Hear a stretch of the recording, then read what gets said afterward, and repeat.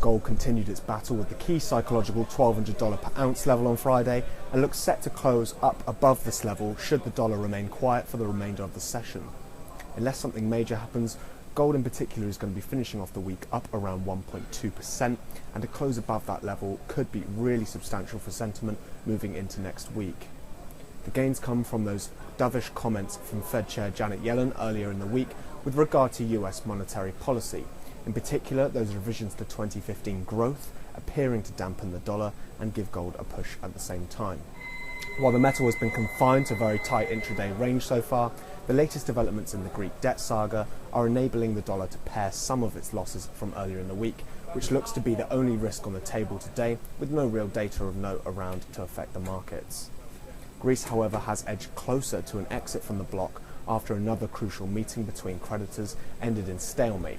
Greece and Eurozone leaders will hold an emergency summit on Monday, with the country now just 12 days from defaulting on 1.6 billion euros owed to the IMF, should it not unlock the crucial funding that it needs. IMF Managing Director Christine Lagarde has reaffirmed that there will be no grace period or delay to payments, and Greece must pay up by June 30th or face default.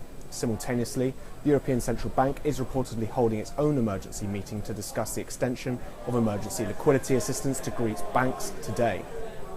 The situation does appear to be confusing many investors, particularly as SC Stone noted today that the markets have never seen a situation like this before.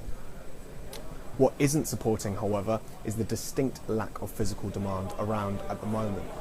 In Shanghai, there's good volumes on the SGE, but withdrawals are now down to their lowest for the year, and there's no real catalyst for demand to see any change. A similar situation in India, although very much worse. We've even heard some traders talking about discounts of around $10 in places, as concerns over weaker monsoons appear to be weighing and the seasonal slowdown continues. Still, looking to next week, that's 1200 close could be important. Monday will be crucial for Greece, but Tuesday sees a spate of manufacturing data, which may add some volatility to the markets and bring about some change in gold. This is Ian Walker reporting for the BullionDesk down here at the London Metal Exchange.